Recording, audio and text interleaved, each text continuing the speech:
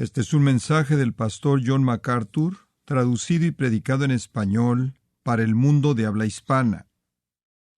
Esta noche de nuevo hablamos del tema que comenzamos el día del Señor pasado, acerca del señorío de Cristo. Quiero que tenga su Biblia lista. Vamos a estar considerando algunas escrituras seleccionadas conforme explicamos en nuestra serie acerca del señorío de Cristo, el asunto de la naturaleza de la fe salvadora. La naturaleza de la fe salvadora. Les confieso que tengo mucho más que decir de lo que puedo decir en una noche. Si tuviera la opción, entregaría mi alma a ustedes en este momento hasta las primeras horas de la mañana acerca de este tema, pero sabiendo que en cuestión de meses el libro del Evangelio según Jesucristo, en el que este material estará contenido, estará en sus manos, voy a ceder al tratado más completo y simplemente tratar lo que podemos cubrir en esta noche. Estoy seguro de que la mayoría de nosotros estamos muy familiarizados con el himno antiguo de Charlotte Elliott titulado Tal como soy. Ese himno, más que cualquier otro himno en el mundo cristiano, ha sido un himno de invitación en reuniones evangelísticas durante años y años. Fue escrito en 1836 o alrededor de ese entonces y ha existido ya por un tiempo, ha sido cantado y recantado. De hecho, probablemente está siendo cantado casi cada hora de cada día en algún lugar en el mundo entre la gente de habla inglesa. Billy Graham ha usado ese himno, por ejemplo, en cruzadas por más de 40 años, diseñado para mover a la gente hacia adelante en la invitación después de su predicación. La estrofa más conocida de ese himno conocido, Tal como soy, es la primera, y dice así: Tal como soy, sin un ruego, pero que tu sangre fue derramada por mí, y tú me llamas a venir a mí, oh Cordero de Dios, vengo, vengo. Los pensamientos que esas palabras buscan cubrir son una realidad bíblica. Simplemente son un llamado a que los pecadores vengan a venir a Cristo, quien derramó su sangre por ellos. Deben venir tal como son, eso es lo que tal como soy significa. Únicamente en base a la fe deben venir y Él los salvará, porque de tal manera amó Dios al mundo que ha dado a su Hijo unigénito, para que todo aquel que en Él cree no se pierda, mas tenga vida eterna. Y Jesús dijo: el que a mí viene, no le echo fuera, Juan 6:37. Y el himno tiene la intención de afirmar que el pecador que quiere venir puede venir tal como es, por la fe, para abrazar a Cristo. No obstante, lo que es interesante es que la erosión del Evangelio en nuestro día le ha dado a esa estrofa en particular y ese himno un giro más bien interesante. El lenguaje del mensaje moderno se oye vagamente parecido a Tal como soy, pero la diferencia en su significado es bastante profunda. Los pecadores en la actualidad, como puede ver, están oyendo no solo que Cristo los va a recibir tal como son, sino que también va a dejarlos quedarse de esa manera. Muchos, de manera equivocada, creen que pueden venir a Cristo, recibir absolución de sus pecados o perdón, que se les conceda el regalo de la inmortalidad o el cielo y después irse para seguir viviendo la vida como quieran, inclusive escogiendo, como un maestro de la Biblia bien conocido, autor y teólogo, dice, y cito: dejar afuera a Dios y vivir según la naturaleza vieja. Amados, ese es el evangelio que vimos en la actualidad. Ven tal como eres y vete tal como eres. Jesús va a tomarte tal como eres. De hecho, Él va a dejarte que te quedes de esa manera. En una conferencia de la Biblia hace varios años atrás, un orador bien conocido trajo un mensaje de la salvación. Él defendió que decirle a la gente no salva que deben rendirse a Cristo es lo mismo que predicar salvación por obras. Él definió la salvación como el regalo incondicional de vida eterna dada a gente que cree los hechos de Cristo, sea que escojan o no obedecerlo. Y uno de sus puntos principales fue que la salvación puede o no alterar la conducta de una persona. La vida transformada, dijo él, es deseable, pero aun si no ocurre cambio alguno en el estilo de vida, el que ha creído los hechos del Evangelio y ha recibido a Cristo puede descansar en la certeza del perdón y el cielo. Eso se encuentra en todos lados en nuestra sociedad, en la predicación en la actualidad. Multitudes se acercan a Cristo en esos términos mismos.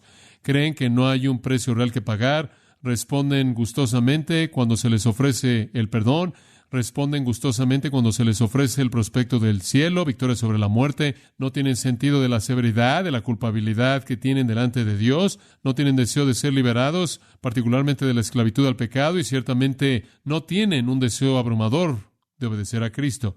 Y estoy convencido de que personas así están engañadas por un evangelio corrupto. La fe que están recibiendo y la fe sobre la que se están apoyando únicamente es una afirmación intelectual o quizás un entendimiento emocional de algo o alguien que pueda resolver sus problemas y no salvará. Sin embargo, esta es la forma más común de evangelismo. Y muchos están predicando este tipo de mensaje débil y engañoso. Supongo que necesitamos hacer la pregunta, ¿es nuevo esto? Y la respuesta, francamente, no es nuevo en absoluto. Y si usted sigue la historia de la iglesia desde los padres que vivieron apenas después de la primera iglesia hasta la actualidad, descubrirá que este tipo de evangelio de creencia fácil siempre ha sido promovido. Y la gente estaba reaccionando a él a lo largo de toda la historia de la iglesia, postulando y afirmando la diferencia entre ese evangelio y el verdadero evangelio. Por ejemplo, seleccione a una luz brillante en la historia de la iglesia cristiana llamado Martín Lutero. Ahora, Martín Lutero, saliendo del catolicismo romano, peleó más que cualquier otra persona por la verdad de que el hombre es salvado. ¿Por qué? Por la fe y no por las obras. Él nunca se desvió en su insistencia de que las obras, no obstante, son necesarias para certificar la fe. En el prefacio, por ejemplo, al comentario de Romanos de Martín Lutero, le escribió esto: la fe no es algo en lo que se sueña, una ilusión humana, aunque esto es lo que muchas personas entienden por el término. Cuando ven que no es seguida o por una mejoría en la moralidad o por buenas obras, mientras que muchos está diciendo todavía acerca de la fe, caen en el error de declarar que esa fe no es suficiente, que debemos hacer obras si vamos a volvernos rectos y alcanzar la salvación. La razón es que cuando oyen el evangelio no entienden el punto. En sus corazones y a partir de sus propios recursos, inventan una idea que llaman creencia, la cual tratan como fe genuina. Todo siendo igual, no es más que una fabricación humana, una idea, sin una experiencia correspondiente en las profundidades del corazón. Por lo tanto, es ineficaz y no seguida por un mejor tipo de vida. Fin de la cita. No es fe en absoluto. Únicamente la llaman fe. Lutero procede a escribir en el comentario a los Romanos: la fe, no obstante, es algo que Dios efectúa en nosotros, nos cambia y volvemos a nacer por parte de Dios. La fe hace que el Adán viejo muera y nos hace hombres bastante diferentes en corazón, en mente y en todas nuestras facultades. Y está acompañada por el Espíritu Santo. Cuando llega a la fe, qué cosa tan poderosa, activa, viva y creativa es. No puede hacer algo diferente que bondad en todo momento. Nunca espera preguntar si hay alguna buena obra que hacer, en lugar de que, antes de que la pregunta se haga, ha hecho la obra y sigue haciéndola. Un hombre no activo de esta manera es un hombre sin fe. Él está buscando fe y buscando buenas obras, pero no sabe lo que la fe es, ni sabe lo que son las buenas obras. No obstante, él sigue hablando cosas absurdas acerca de la fe y las buenas obras. Es imposible, de hecho, separar las obras de la fe, así como es imposible separar el calor y la luz del fuego. Fin de la cita. Así lo dijo Martín Lutero. Hay una fe falsa, una fe de sueño, una ilusión que no cambia nada. Esa no es fe salvadora. Usted avance y llega hasta el tiempo moderno y lee escritor tras escritor tras escritor afirmando la necesidad de una fe verdadera que resulta en una vida total y absolutamente transformada. Hay muchas citas que podrían ser dadas para sustanciar que esta ha sido la esencia de la doctrina de la Iglesia a lo largo de todos los años desde el Nuevo Testamento. Pero trayéndolo al tiempo moderno, una cita de A.W. Pink, quien dijo mucho del tema, por cierto, pero en 1937 escuchen lo que él escribió. Los términos de la salvación de Cristo son afirmados de manera equivocada por el evangelista actual. Esto es 50 años atrás, mismo problema. Con muy raras excepciones, el evangelista del día actual le dice a sus oyentes que la salvación es por la gracia y es recibida como un regalo gratuito, que Cristo ha hecho todo por el pecador y nada queda más que él crea, que confíe en los méritos infinitos de su sangre. Y es tan amplia esta concepción que prevalece en la actualidad en círculos ortodoxos y con tanta frecuencia ha sonado en sus oídos, y ha echado raíces tan profundas en sus mentes que el hecho de que alguien ahora lo desafíe y lo denuncie como ser algo tan inadecuado y tan inclinado de un lado, como llegar al punto de que es engañoso y esté equivocado, lo coloca a uno instantáneamente con el estigma de ser un hereje y de ser acusado de deshonrar la obra terminada de Cristo al inculcar salvación por obras. Fin de la cita. Exactamente el mismo asunto. Hubo en esos días un mensaje de los evangelistas que llamaba a una creencia que no produjo cambio, y cualquier persona que hablara en contra de esto era acusado de predicar salvación por obras.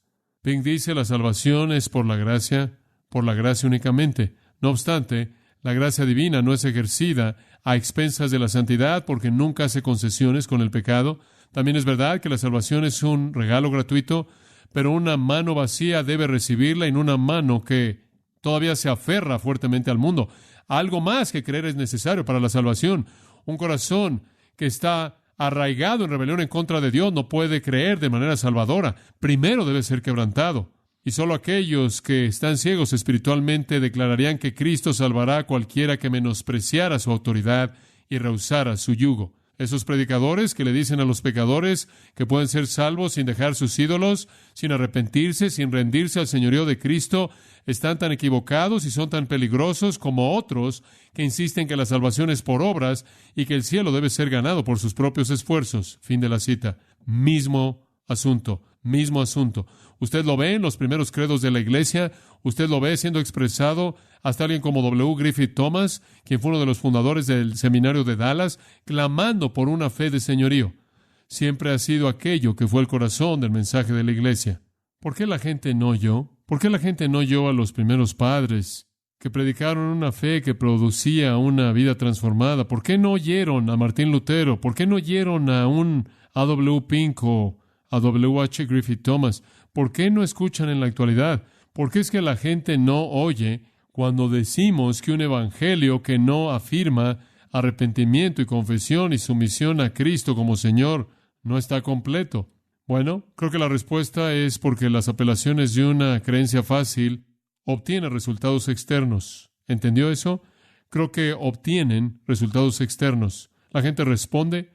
¿Hace usted el evangelio fácil? La gente responde, viene al frente, camina por el pasillo, cuenta los números, tantos fueron salvos. Y lo que tenemos en la actualidad es una forma de evangelismo que realmente fue popularizada y diseñada por Carlos G. Finney, quien desarrolló el sistema invitacional como lo conocemos en la actualidad, alrededor del mismo tiempo que Eliot estaba escribiendo Tal como soy a mediados de los 1830. Carlos G. Finney fue un abogado de Nueva York, sin preparación teológica formal de ningún tipo. Él tuvo una mente hábil, lógica. Él se convirtió en 1821. Él se convirtió en un evangelista popular y un evangelista de avivamiento. Él creía completamente que la salvación era un resultado de una decisión humana.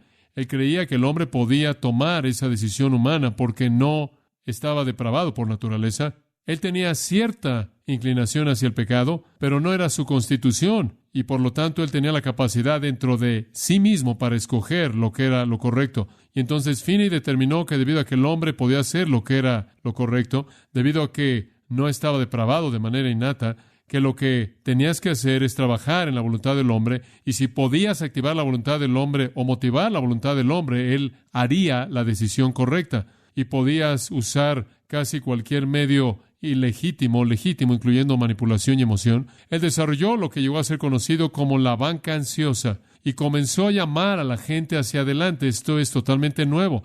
En el tiempo antes de eso, en los años del gran avivamiento de Jorge Whitfield y Jonathan Edwards, nada como esto jamás había sido hecho, pero Finney comenzó a llamar a la gente hacia adelante a lo que él llamó la banca ansiosa. Más adelante llegó a ser conocido en el metodismo como el altar, y la gente entonces se convirtió en el objetivo, y conforme el predicador llegaba a la conclusión, él comenzó a llamar a la gente hacia adelante, porque la gente quería ver algo visible debido a que la obra invisible de la regeneración no podía ser vista.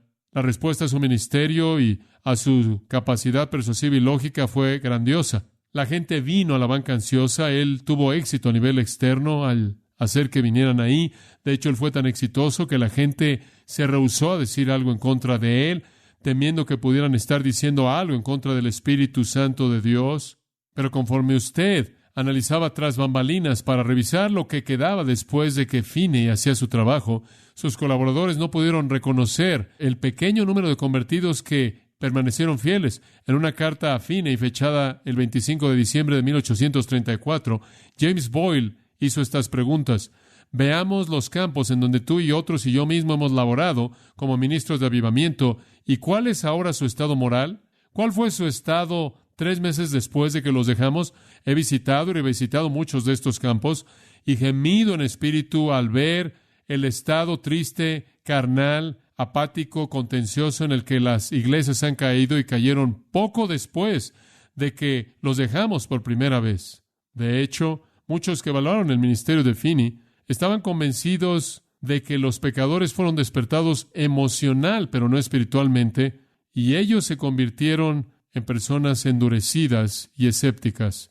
Cualquier llamado del Evangelio que pide únicamente a la gente en un momento de decisión creer los hechos del Evangelio y recibir a Jesús como Salvador es demasiado superficial. Ahora, permítame decir esto y quiero que oiga esto. Alguien podrá ser salvo sin entender la verdad completa del arrepentimiento. Alguien podrá ser salvo sin entender la realidad completa del señorío de Cristo.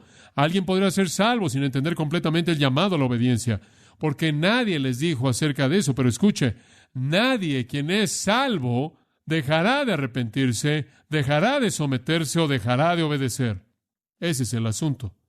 Alguien se me acercó el domingo por la noche pasado y dijo, ¿sabes una cosa? Cuando el Evangelio se me presentó, nadie me habló del señorío de Cristo, nadie me habló del arrepentimiento, nadie me dijo que mi vida necesitaba estar en sumisión a Él en obediencia. Bueno, la única pregunta es, ¿te arrepentiste? ¿Deseas someterte a Cristo? ¿Es el clamor de tu corazón obedecerle? Si la respuesta es sí, entonces dale gracias a Dios porque la salvación fue real, aunque el mensaje fue incompleto. En la introducción al libro hice una afirmación que creo que es importante. Algunos podrían pensar que cuestiono la legitimidad de alguien que está convertido a Cristo sin un entendimiento completo de su señorío. Ese no es el caso. De hecho, estoy cierto de que mientras que algunos entienden más que otros, nadie quien es salvo entiende completamente todas las implicaciones del señorío de Jesús en el momento de la conversión. Pero estoy igualmente cierto de que nadie puede ser salvo quien o está indispuesto a obedecer o es rebelde de manera consciente en contra del señorío de Cristo. Y la marca de la salvación verdadera es que siempre produce un corazón que conoce y siente como su responsabilidad el responder a la realidad constante del señorío de Cristo. Realmente no hay razón para proclamar un evangelio superficial.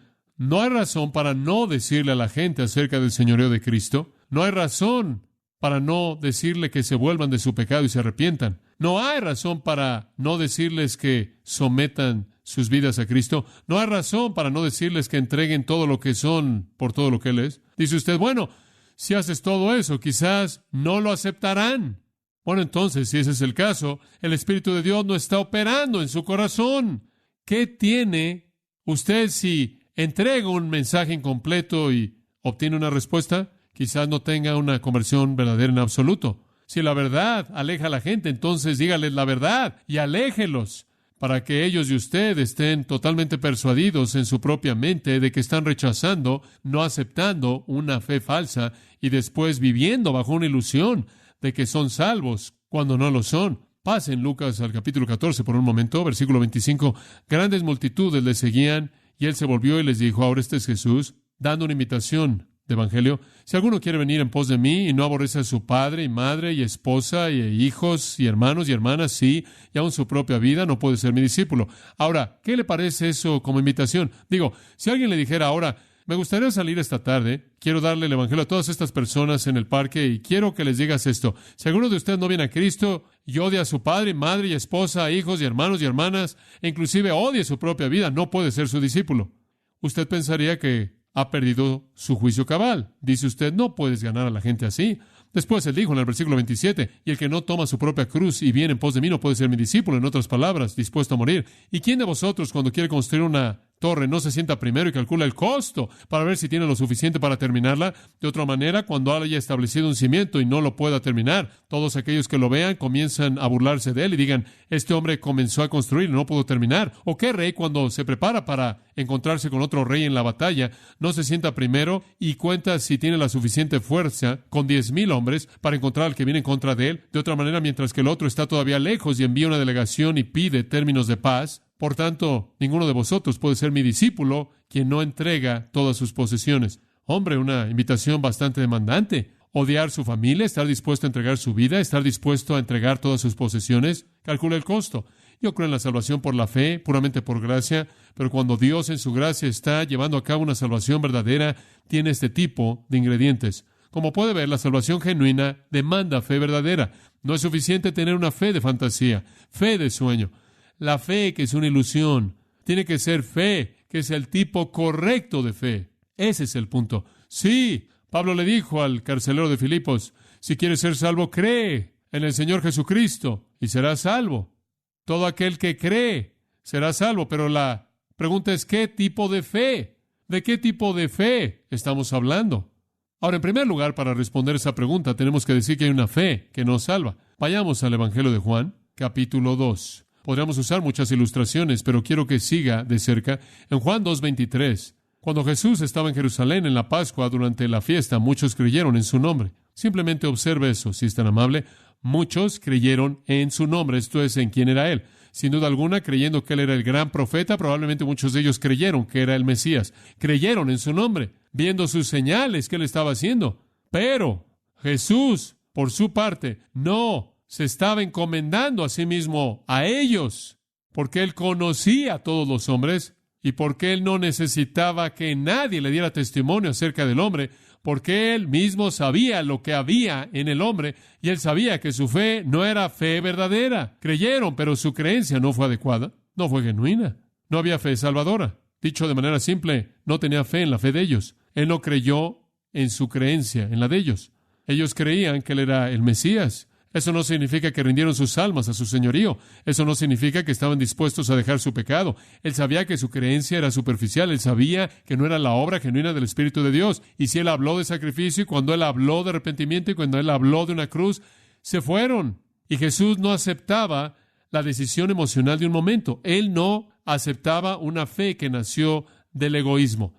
Vaya a Juan capítulo 6. A todo mundo le gustaría absolución del pecado y la promesa de inmortalidad en el cielo, pero eso podría nacer de mero egoísmo. En Juan 6:14, cuando por tanto la gente vio la señal que Él había hecho, dijeron, de cierto eso claro, fue el milagro de los peces y los panes. Este ciertamente es el profeta, el prometido en el Antiguo Testamento, el Mesías, que ha venido al mundo. Jesús, por tanto, percibiendo que buscaban venir y tomarlo a la fuerza para hacerlo rey, se volvió a retirar al monte solo. Él no quería tener nada que ver con ese tipo de fe.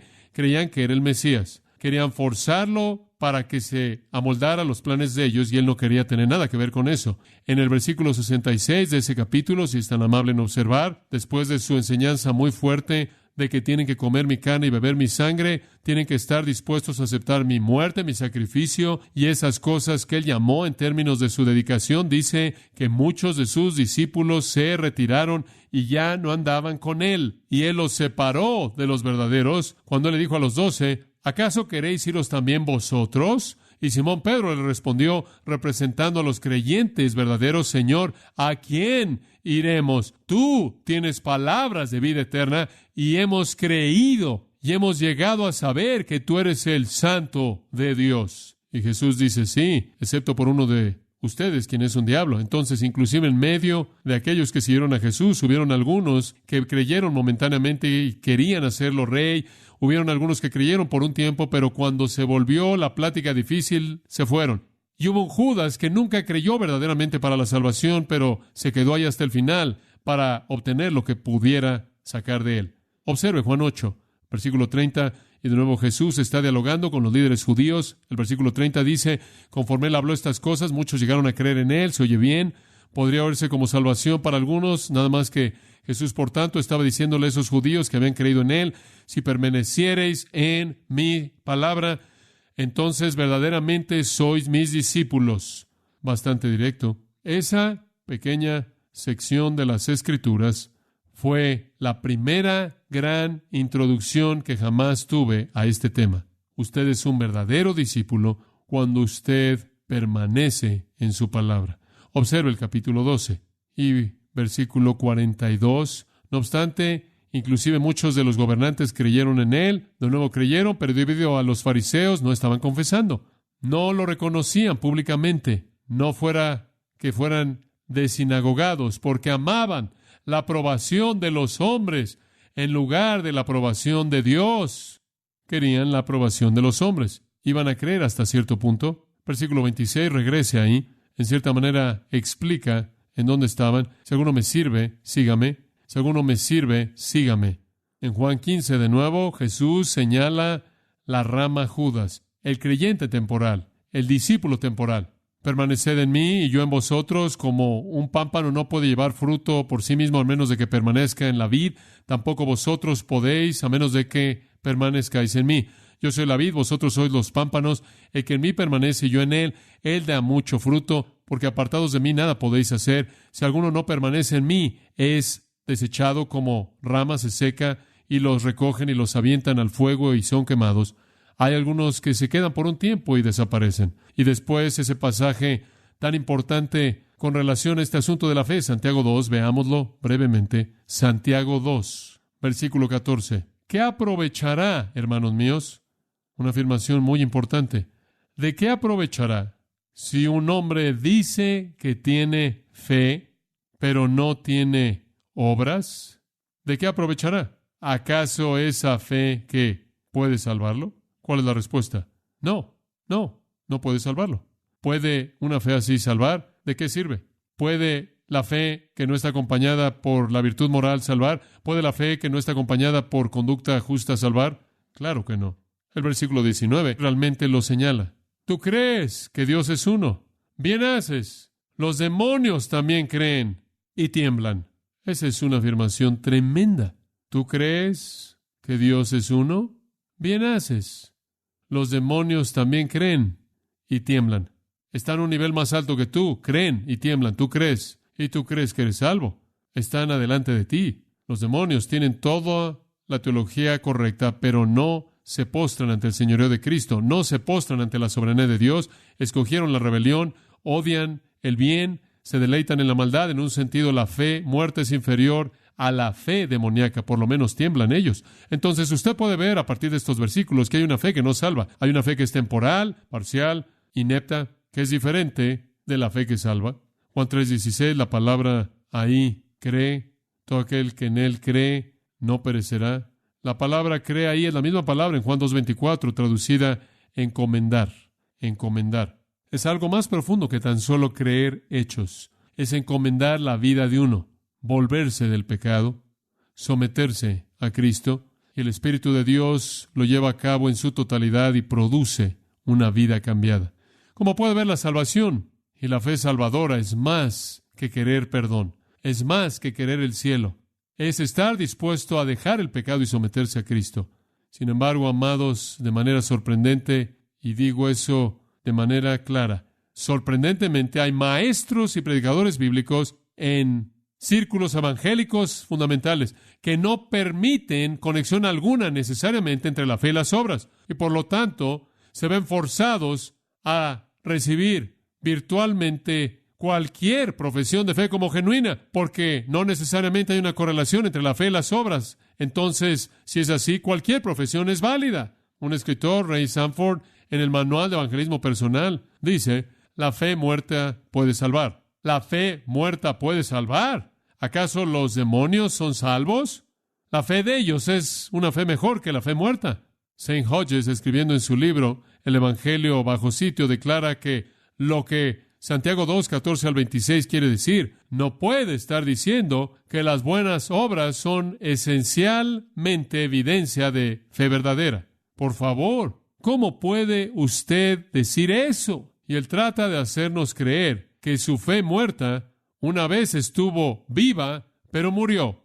Él dice que estuvo viva cuando hicieron la decisión inicial, pero se volvió fe muerta. Sin embargo, su salvación eterna está segura. En otras palabras, él dice, No existe algo tal como la perseverancia de los santos. Usted puede creer en un momento y nunca volver a creer. Ahora, hay otros escritores que dirían que hay un tipo de fe estéril, inútil, una especie de reconocimiento académico de la verdad, pero no llegan al punto de definir la fe en términos que implican sumisión o compromiso de la vida de uno. Entonces dicen que hay una fe que no salva, pero dicen no es necesario tener una fe que se arrepiente o se compromete. Entonces, en algún punto entre una fe que no se compromete y una fe inepta, hay un punto ahí, una grieta en la que usted se puede meter y ser salvo, me imagino.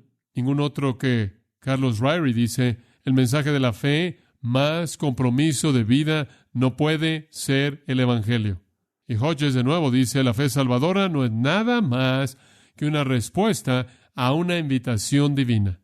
Él añade, se cree en el cristianismo contemporáneo que la fe de un cristiano genuino no puede fallar, pero esta no es una afirmación que puede ser verificada a partir del Nuevo Testamento. No hay nada, dice él, que apoye la postura de que la perseverancia en la fe es un resultado inevitable de la salvación verdadera. Una afirmación absolutamente increíble, sorprendente. No hay nada que apoye la postura de que la perseverancia en la fe o continuar en la fe es un resultado inevitable de la salvación verdadera. Yo he creído eso toda mi vida. Yo creo que si usted tiene fe que salva, esa fe persevera. Dice usted, bueno, ¿acaso la Biblia enseña eso? Seguro que lo enseña. ¿Cómo es que él puede decir que no hay nada en las Escrituras para apoyarlo? Está más allá de mi capacidad de entenderlo. Escuche, por ejemplo, ni siquiera sé en dónde comenzar, hay tantos lugares. Ahora os doy a conocer, hermanos, 1 Corintios 15:1, el Evangelio que os prediqué, el cual también vosotros recibisteis, en el cual vosotros estáis, escuchen, mediante el cual también sois salvos, si os aferráis a la palabra que os prediqué, a menos de que creísteis para nada. ¿Cuán claro es eso? Eres salvo si te aferras. Que hay acerca de Colosenses 1:21. Y a vosotros que estabais antes aislados y erais hostiles en vuestra mente, involucrados en obras malas, sin embargo él ahora os ha reconciliado en su cuerpo carnal mediante la muerte, para presentaros delante de él santos y irreprensibles, en otras palabras, han sido salvos, versículo 23, si de hecho continúan en la fe, firmemente establecidos y nunca movidos de la esperanza del Evangelio, y si no han continuado de manera estable, es la contraparte, y si no han continuado en la fe, y se han alejado de su esperanza en el Evangelio, nunca fueron salvos. La perseverancia es parte de la obra salvadora de Dios. Él no solo nos asegura mediante decreto divino, Él persevera mediante su Espíritu en nosotros, en la fe. Observe Hebreos, veamos un par de versículos ahí. Abra su Biblia en Hebreos capítulo 2. Vamos a verlo rápidamente, quizás media docena de escrituras rápidamente para afirmar esto en su mente. Hebreos 2:1, por esta razón, pongamos una mayor atención a lo que oímos, no sea que nos alejemos, porque si la palabra hablada mediante ángeles fue inalterable y toda transgresión y desobediencia recibió una recompensa justa, ¿cómo escaparemos si descuidamos una salvación tan grande? En otras palabras, el mensaje aquí es, miren, más vale que estemos seguros de que tenemos una salvación de la cual no nos desviamos. De lo contrario, no escaparemos del juicio de Dios. ¿Por qué? Porque si nos alejamos de lo que una vez creímos, nos dirigimos al juicio, y esa es evidencia de que nunca fuimos salvos. Para comenzar, capítulo 3, versículo 14, esto es tan claro porque nosotros, y me encanta esto, versículo 14, porque nos hemos vuelto participantes de Cristo, sí, nos aferramos al principio de nuestra certeza firme hasta que el fin. 4:14, debido a que tenemos un gran sumo sacerdote quien traspasó los cielos, Jesucristo el Hijo de Dios, sostengámonos firmemente a nuestra confesión. Capítulo 6, versículo 11. Y deseamos que cada uno de vosotros muestre la misma diligencia para reconocer la certeza plena de la esperanza hasta el fin, para que no seáis perezosos, sino imitadores de aquellos quienes mediante la fe y la perseverancia heredan las promesas. Capítulo 10 y versículo 34, de nuevo, mismo concepto, porque vosotros mostrasteis compasión hacia los prisioneros y aceptaron con gozo que se llevaran vuestra propiedad, sabiendo que tienen para vosotros una mejor posesión y una permanente. No dejen vuestra confianza, necesitan la perseverancia y recibiréis lo que fue prometido. Versículo 36. Mientras tanto, por un poco de tiempo, versículo 37, el que está por venir vendrá y no se tardará. Y mientras tanto, mi justo vivirá porque por la fe. Y si él retrocediere, mi alma no tiene placer en él. Pero nosotros no somos de aquellos que retroceden para destrucción. Aquí está, sino de aquellos que tienen fe para la perseverancia del alma. Hebreos 10, 39. Hebreos 12, 14. Esto es tan claro. Buscad la paz con todos y la santidad. Esto es el estar apartados, la piedad, la virtud, sin la cual nadie verá al Señor. Todos los que ven al Señor serán santificados. Y después Santiago 1, 2 en adelante. Tened por sumo gozo, hermanos míos, cuando os halléis en diversas pruebas, sabiendo que la prueba de vuestra fe produce paciencia, mas tenga la paciencia su obra completa, para que seáis perfectos y completos sin que os falte nada. En otras palabras, cuando vienen las pruebas, prueban su naturaleza, su virtud. ¿Quién es usted? Y versículo 12, bienaventurado es el hombre que persevera bajo la prueba, porque una vez que haya sido aprobado, recibe la corona de vida, eso es la vida eterna, la cual el Señor ha prometido a aquellos que en un tiempo en el pasado creyeron en Él. ¿Es eso lo que dice? No. Aquellos que, ¿qué? Que lo aman. Aquellos que lo aman. Aquellos que lo aman, aquellos que lo obedecen, aquellos que perseveran en la fe. Ellos son los creyentes verdaderos. 2 Timoteo 2:12 dice, si perseveramos, también viviremos con Él. Reinaremos con Él. Si perseveramos hasta el fin.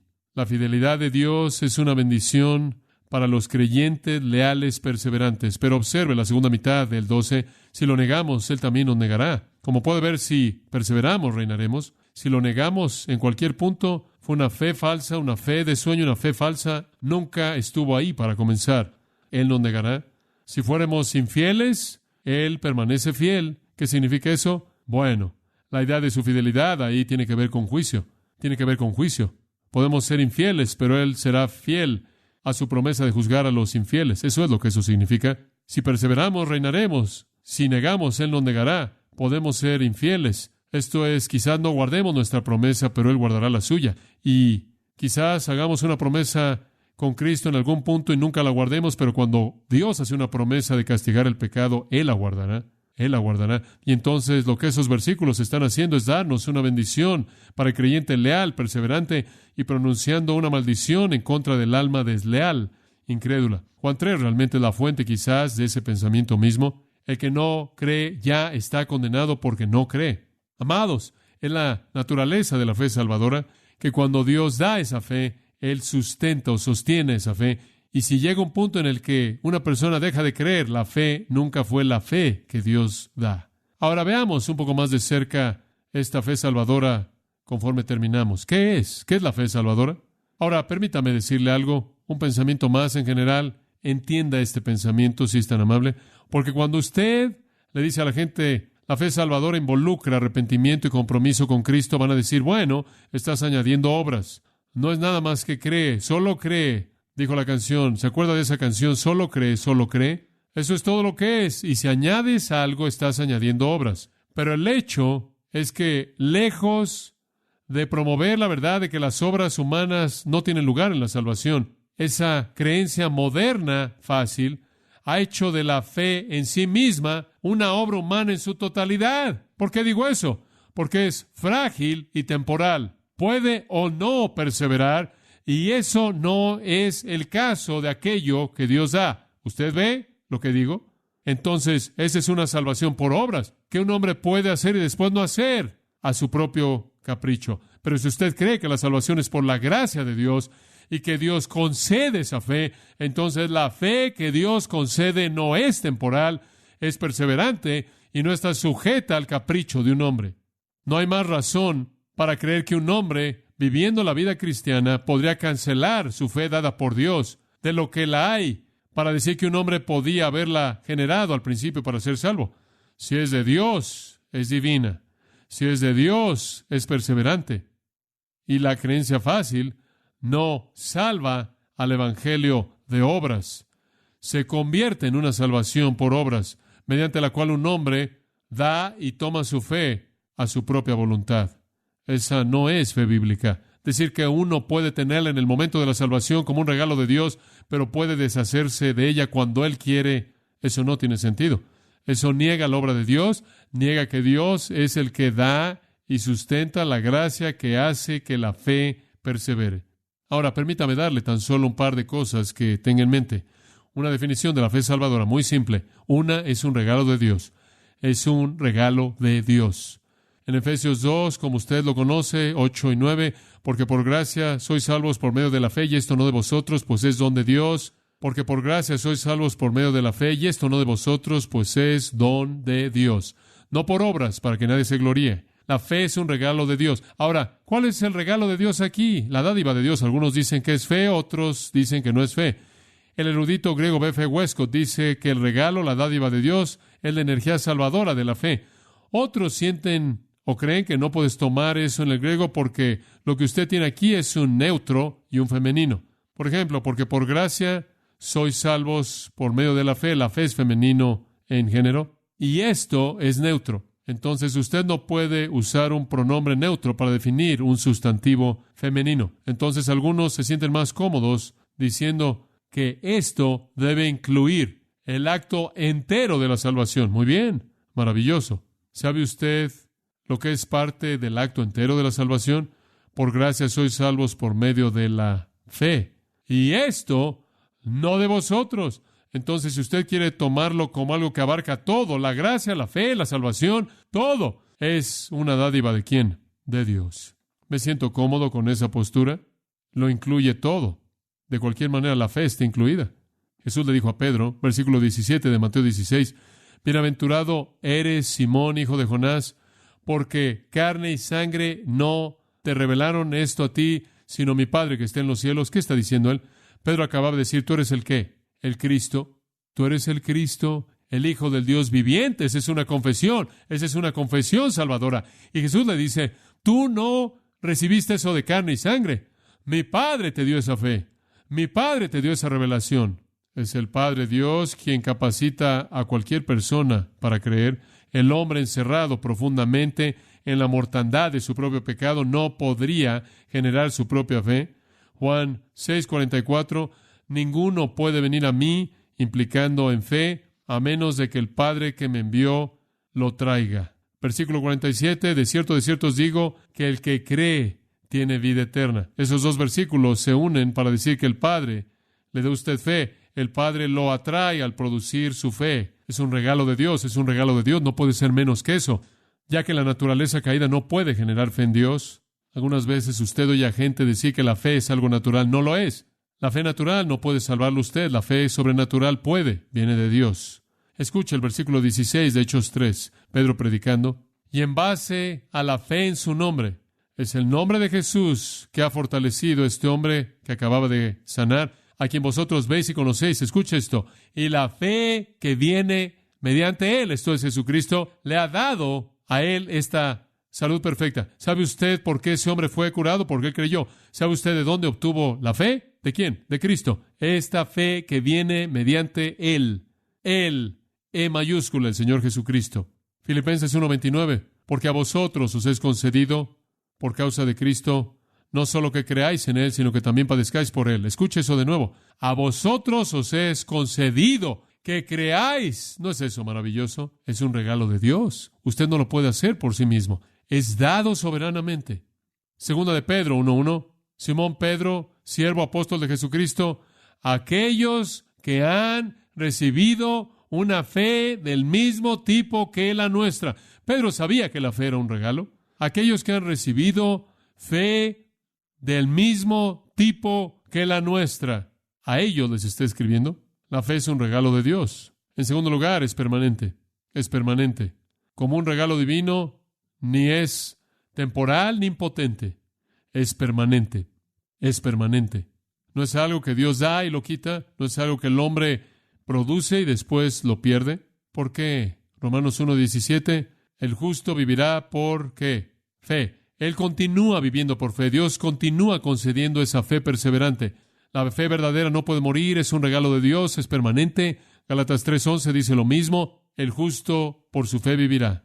Hebreos, creo que es el capítulo 10, ¿no es cierto? Versículo 38. Lo mencionamos hace un momento, sí. Y mi justo por la fe vivirá. Y si retrocediera, mi alma no tiene placer en él, no es uno de los míos. ¿Se acuerda usted de Filipenses 1:6? Estando persuadido de esto, que el que comenzó en vosotros la buena obra, ¿qué? La perfeccionará hasta el día de Jesucristo.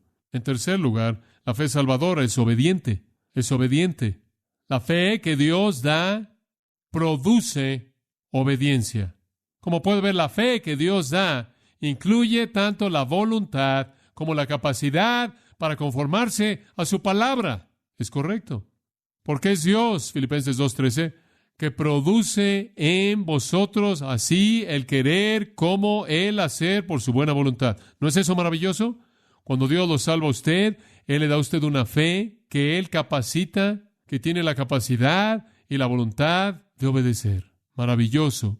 W. Vine dijo con respecto a la fe, es una convicción firme, es una rendición personal y conducta inspirada por dicha rendición. Y él estaba comentando acerca del término pisteo, creer. De hecho, él compara peitho y pisteo, relacionados de cerca etimológicamente.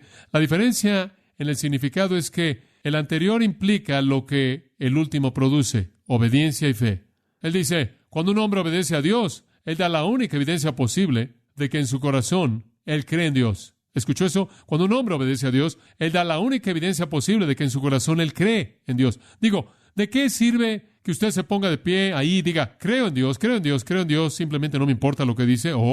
Él dice, Pedro en el Nuevo Testamento sugiere un resultado externo de la persuasión interna y la consecuencia de la fe. La fe obedece. No obedece de manera perfecta, ¿verdad? Su fe no obedece de manera perfecta, anhela obedecer y obedece, pero no obedece de manera perfecta.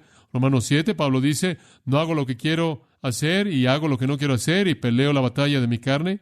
Pero el querer, me encanta esto en el versículo 18, Romanos 7, pero el querer está presente en mí, quiere obedecer, anhela obedecer, tiene hambre de obedecer. Creer es obedecer. De hecho, simplemente en las palabras usted puede ir a la gran obra de Kittel. Y la obra en particular, Pisteo, es tratada por Rudolf Bultmann, quien es un erudito liberal en Alemania, pero él señala en su tratado entero de ese término que creer es obedecer. Decir que tú crees y no obedeces es decir que no crees, porque si creyeras, harías lo que crees, tú actúas en base a lo que crees, ¿no es cierto? Lo que usted cree que es verdad gobierna lo que usted hace. Decir que cree y usted no actúa es totalmente contradictorio. Pablo dice en Romanos 6, es tan maravilloso que cuando fueron salvos, fueron tomados de ser siervos al pecado y por la gracia de Dios ahora se han vuelto siervos de la justicia, obediencia. De hecho, en Juan 3, creo que está ahí al final del capítulo, versículo 36, el que cree en el Hijo tiene vida eterna, pero el que no obedece al Hijo no verá la vida. La creencia y la obediencia se usan de manera intercambiable. Usted cree, usted obedece. Usted no cree, usted no obedece. Observe Tito. Simplemente tengo que mostrarle Tito 1, 15 y 16 porque es tan importante. Y vamos a concluir con esto. Tito 1, 15. Para los puros todas las cosas son puras, pero para los impuros, incrédulos, nada es puro, porque tanto su mente como su conciencia están contaminadas. Profesan conocer a Dios, pero por sus hechos lo niegan, siendo detestables y desobedientes e indignos para toda buena obra. ¿Quiere oír algo sorprendente? Hodges en su libro dice, estas personas son creyentes verdaderos que están espiritualmente enfermos. Creyentes verdaderos que están enfermos espiritualmente, contaminados, incrédulos, impuros, aborrecibles, desobedientes e indignos, réprobos para toda buena obra.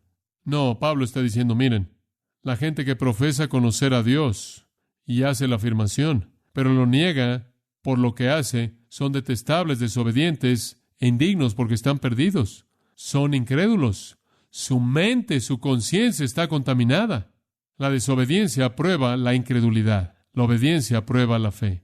Como puede ver, la fe y la fidelidad no son conceptos sustancialmente diferentes para el cristiano del primer siglo porque la palabra era usada de manera intercambiable. Usted ve su concordancia y busque fidelidad y fe. Y conforme ve ambas, usted se dará cuenta, si usted tiene cualquier tipo de fuente griega, que usa la misma palabra. Fe y fidelidad van de la mano porque lo que usted cree dicta cómo obedece. Si usted tiene fe, usted es fiel a la fe que tiene. Lightfoot, el gran erudito, une las dos cuando dice, los que tienen fe en Dios son firmes e inamovibles en el camino del deber. Los fieles o creyentes son los fieles que están obedeciendo. Entonces es un regalo, es permanente, es obediente. Y finalmente, otro elemento de la fe salvadora, y únicamente voy a cerrar con esto, es humilde. Es humilde. Para esto usted necesita únicamente ver las bienaventuranzas. Bienaventurados los pobres en espíritu. sigue hablando de pobreza de espíritu, quebrantamiento, arrepentimiento, tristeza, mansedumbre, hambre, sed de justicia. Bienaventurados los misericordiosos, bienaventurados los puros, bienaventurados los limpios de corazón, bienaventurados los pacificadores, bienaventurados los que son perseguidos por causa de la justicia. Como puede ver, ahora observe esto con cuidado. La fe verdadera comienza en humildad y en quebrantamiento y en tristeza y en arrepentimiento y en pobreza de espíritu y termina en obediencia y perseverancia. Es humilde, es humilde. La fe salvadora es como la de el niño pequeño. Si no vienen a mí, Jesús dijo en Mateo 18:4, como uno de estos pequeños, no pueden entrar a mi reino. Es humilde, obediente, permanente y es un regalo de Dios. Usted no la produjo, Dios se la dio a usted y Él la sostiene. Y la gente que se aferra a una memoria, a una salvación basada en una memoria de un sentimiento emocional en algún lugar, en algún punto en el pasado, pero carece de amor hacia Cristo y carece de un deseo profundo de obedecerlo, no le pertenecen a Él. Y de nuevo le recuerdo ese versículo tremendamente aterrador, 1 Pedro 2:7, para aquellos que creen, Él es preciado. Le voy a decir cómo usted puede identificar un cristiano. Para esa persona, Cristo es ¿qué? Preciado, preciado. Usted no tiene que debatir si debe someterse a Cristo. Él es preciado para Él. Él anhela someterse. Y la gente que no cree, sin importar lo que el pasado fue, no es salva. Esa es la razón por la que Pablo dice en 2 Corintios 13:5, examinaos a vosotros mismos si estáis en la fe. Escuche esta afirmación. St. Hodges dice en su libro, Pablo nunca estuvo preocupado por la salvación de sus congregaciones. Cito, no hay ni siquiera un solo lugar en las cartas paulinas en donde él expresa duda porque su audiencia esté constituida de cristianos verdaderos. Que puedan ellos concebiblemente no ser regenerados es el pensamiento más lejano de la mente del apóstol. Fin de la cita. Bueno, entonces, ¿qué les dijo en 2 Corintios 13:5? Examinaos si estáis en la fe. Un versículo que él, por cierto, ni siquiera discute. Claro que él estaba preocupado porque fueran genuinos, porque no tuvieran una fe falsa. Y como pastor estoy preocupado por la congregación que Dios me está dando. No les estoy predicando este mensaje, serie de mensajes, para que alcancen alguna audiencia más allá de esta iglesia, sino para señalarles la seriedad con la que deben discernir su propia condición espiritual. Que Dios les conceda una fe salvadora verdadera, un regalo permanente que comience en humildad y quebrantamiento por el pecado y termine en obediencia para justicia. Esa es la fe verdadera y es un regalo que solo Dios puede dar. Si usted lo desea, ore y pídala para que Él se la conceda a usted. Inclinémonos juntos. Padre, gracias por nuestro tiempo en esta noche. Gracias por tu palabra a nosotros. Gracias por todo lo que las Escrituras dicen de manera tan clara de estos asuntos y no hemos más que rascado la superficie.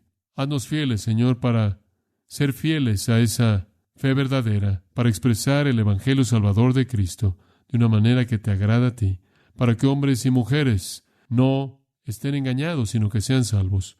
Oramos en tu gracia que tú salves a pecadores, inclusive en esta noche. En el nombre de Cristo. Amén. Usted ha escuchado a John MacArthur, maestro bíblico de gracia a vosotros. Para más información y acceso gratuito a todos los mensajes de John, así como una lista de libros incluyendo la Biblia de estudio, visite la página web en gracia.org. Gracia a vosotros y el pastor John MacArthur se reservan toda protección y derecho de autor bajo la ley que esté vigente. La información de derecho de autor está disponible en gracia.org, que incluye instrucciones para limitar la duplicación de este archivo digital. Gracia a vosotros es una organización sin fines de lucro dedicada a desarrollar recursos desde las enseñanzas del pastor John MacArthur, las cuales ofrecen la verdad de las Escrituras. Por otra parte, su apoyo en oración y sus donaciones al ministerio nos ayudan a lograr este propósito para equipar a miles de personas de habla hispana. Si desea hacer una donación o ofrenda, puede hacerlo utilizando su tarjeta Visa, Mastercard, Discovery o American Express, ingresando a gracia.org, y si vive en Estados Unidos o Puerto Rico, también puede llamarnos al 1-866-5-GRACIA, esto es, 1-866-547